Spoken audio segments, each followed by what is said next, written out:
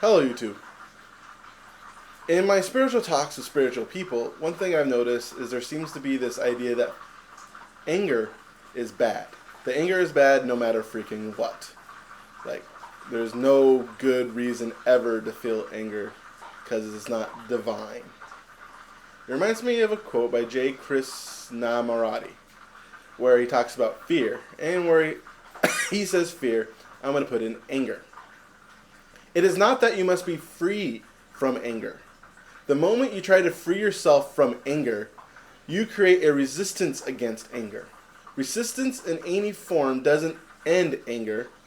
What is rather needed is than running away or controlling or suppressing or any other resistance is understanding anger. That means watch it. Learn about it. Come directly into contact with it. I think this is beautiful because it says we must learn from all our emotions. He says fear. I think this is anger, and I also think sadness actually puts in there pretty much. I understand why, because anger is a very volatile emotion, one where if we succumb to it completely, we can lose control of ourselves and do something we really regret. I think acting from anger, acting out of anger, especially without heart, just pure anger, can lead to bad consequences. But to suppress anger altogether denies a part of our humanity. I was in a conversation with somebody, and he was talking about his ex-girlfriend and how he tried to help her, but she just got mad at him and ended off with his best friend. And I mentioned the fact that he was angry with her, and he said he wasn't. Automatically, I didn't trust this guy anymore because it was obvious to me, at least on the outside, that he at least felt some anger towards this situation.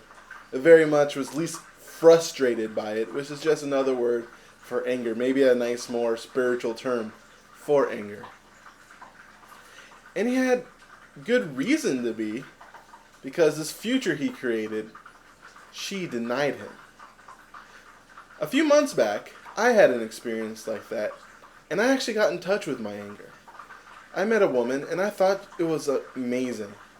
Everything I've always wanted. I created in my mind this amazing future for us, and then it didn't work out. And I was very much angry that she denied me this future that I created. I used this quote that I had and experienced it and learned from it.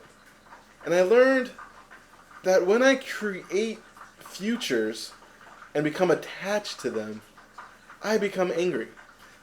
If it doesn't come, it does, and that's me. It's not about her, it's about me. It's about my ability to not create a future, to not be attached to this outcome, and to accept things how they are. And to come back to love. Because there's nothing wrong with the feeling of anger. There's nothing wrong with it at all. It's just part of being human. And to deny a part of being human is to deny being human, and we are out of integrity with ourselves. When we're suppressing our emotions, we're out of the integrity.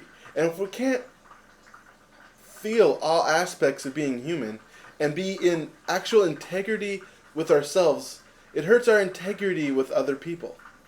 Other people won't just not trust you because there's a part of you you're suppressing and just can't explode at any given point. And that's what suppression does.